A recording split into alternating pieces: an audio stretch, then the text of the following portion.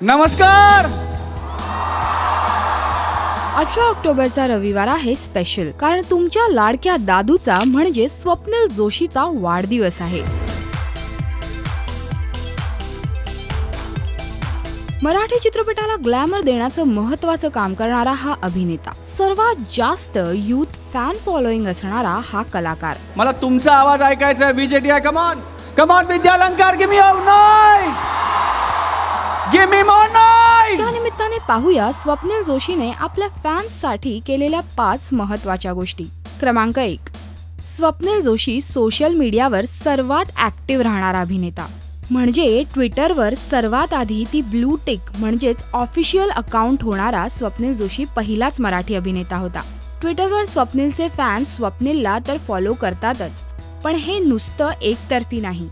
स्वप्नीलही आपल्या बऱ्याच फॅन्सना फॉलो करतो आणि त्यांना ती स्पेशल वाली फिलिंग नक्की देतो। क्रमांक 2, सोशल मीडियावर आपल्या फॅन्सशी अधिकाधिक इंटरॅक्टिव्ह राहण्यासाठी स्वप्नीलने नेहमीच त्यांच्या प्रश्नांची उत्तरं दिली। त्यासाठी खास #AskSJ हे सेगमेंट सुरू झालं।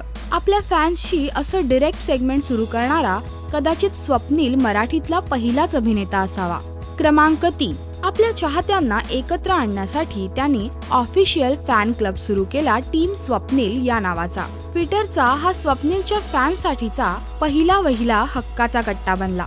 क्रमांक 4, जरी स्वप्नीलने स्वतः आपल्या फॅन्ससाठी ऑफिशियल कट्टा बनवला असला तरी देखील फॅन्सने बनवलेल्या कट्ट्याचा तो फ्रीक्वेंट व्हिजिटर राहिलाय। एका लग्नाची दुसरी गोष्ट या मालिकेच्या चाहत्या वर्गातून उदयाला आलेला रावा म्हणजेच राव आमचं वेगळं आहे हा भला मोठा फॅन क्लब, आणि ह्या भल्या मोठ्या फॅन क्लबच्या सोहळ्यांना स्वप्नीलने अनेकदा उपस्थिती लावली आहे। क्रमांक 5, स्वप्नील असा पहिला मराठी अभिनेता आहे ज्याच्यामुळे सेलिब्रिटी मॅनेजमेंट ही संकल्पना मोठ्या स्केलवर मराठी इंडस्ट्रीमध्ये आली आहे। GSM नावाच्या कंपनीने स्वप्नील सोबत हे इनिशिएटिव्ह घेतलं, ज्यामध्ये स्वप्नील अभिनेता आणि निर्माता म्हणून आपल्या समोर येतोय। तर ह्या होत्या 5 महत्त्वाच्या गोष्टी ज्यातून स्वप्नीलने आपल्या फॅन्ससाठी खास वेगळी मेहनत घेतली आहे हे दिसून येत आहे। तुम्ही स्वप्नीलचे कट्टर फॅन असाल तर नक्की सांगा की तुमचा हा अनुभव कसा आहे। आणि हो, स्वप्नीलला वाढदिवसाच्या शुभेच्छा द्यायला विसरू नका।